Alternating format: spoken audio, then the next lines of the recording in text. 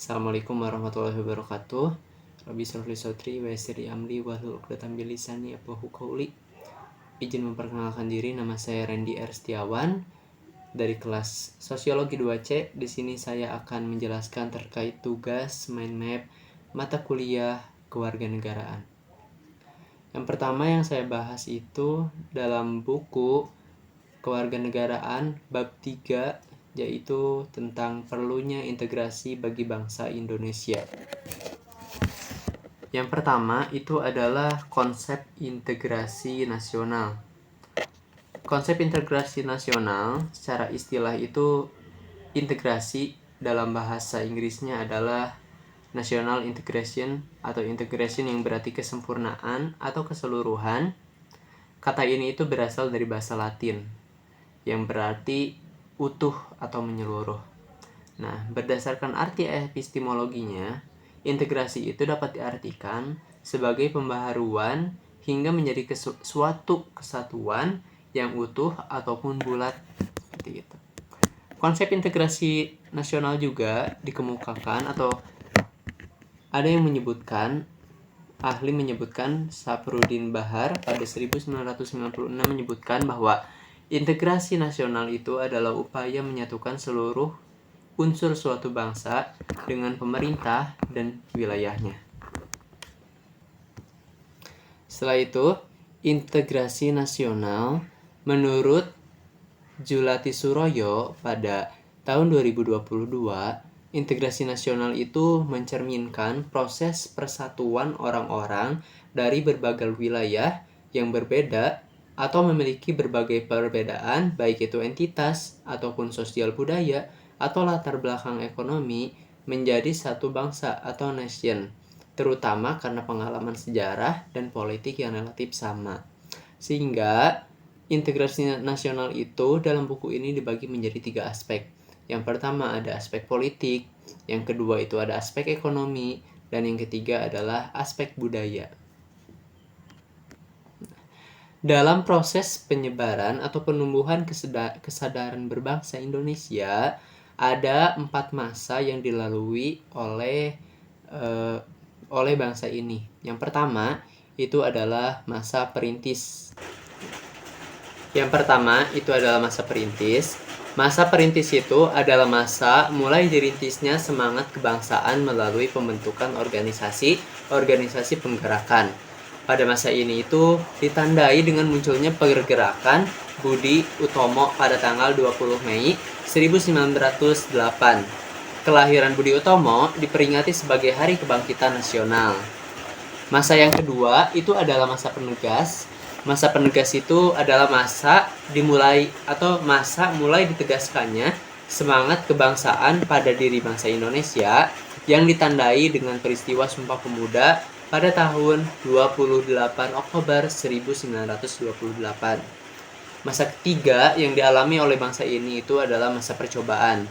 Bangsa Indonesia melalui organisasi penggerakan itu mencoba meminta kemerdekaan dari Belanda.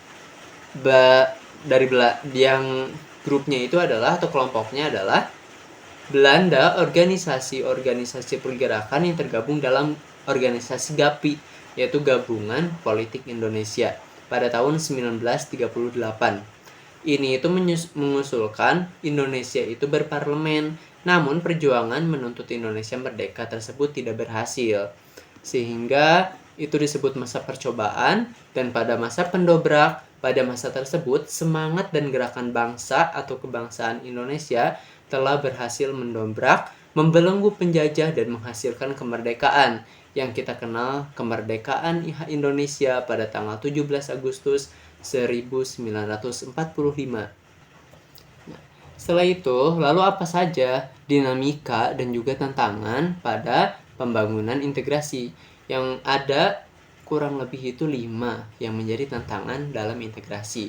Yang pertama itu adalah integrasi bangsa, di mana kita mengetahui bahwa bangsa kita itu sangat besar sehingga membutuhkan kekuatan yang besar untuk mengintegrasikan bangsa kita.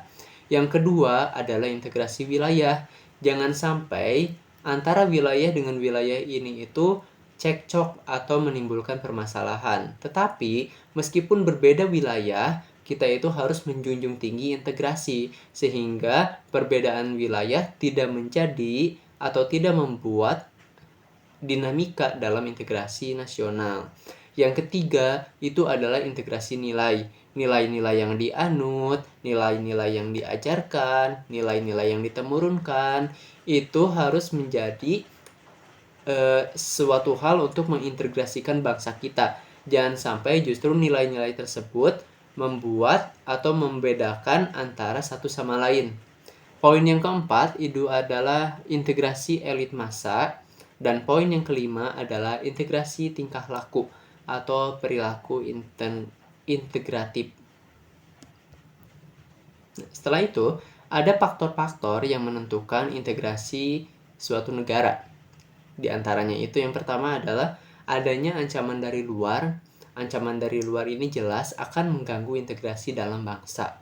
Yang kedua, gaya politik kepemimpinan. Seperti itu. Jika gaya politik kepemimpinan dan gaya politik pemimpinan itu akan memengaruhi integrasi di dalam sebuah bangsa. Yang ketiga, kekuatan lembaga-lembaga politik. Yang keempat, ideologi nasional. Dan yang kelima adalah kesempatan pembangunan ekonomi. Setelah itu, mengenai integrasi politik, Myron Weiner dalam Ramalan Syukur Bakti pada tahun 2010 menggunakan istilah integrasi politik daripada integrasi nasional.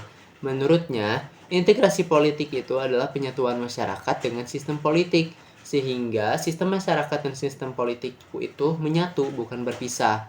Ada 5 hal yang menjadi integrasi politik. Yang pertama, integrasi bangsa. Yang kedua, integrasi wilayah. Yang ketiga, integrasi nilai. Yang keempat, integrasi elit massa. Dan yang kelima, integrasi tingkah laku. Seperti tadi dalam tantangan-tantangan dalam integrasi. Nah, setelah itu ada perkembangan sejarah integrasi di Indonesia, di mana perkembangan pertama itu adalah model integrasi Imperium Majapahit. Setelah itu yang kedua adalah model integrasi kolonial, dan yang ketiga adalah model integrasi nasional Indonesia. Baik, terima kasih atas perhatiannya setelah menonton video ini. Itu adalah mind map yang berisi ringkasan-ringkasan dan poin-poin yang terkandung dalam bab 3, yaitu bab perlunya integrasi bagi bangsa Indonesia. Baik, sekian, terima kasih. Wassalamualaikum warahmatullahi wabarakatuh.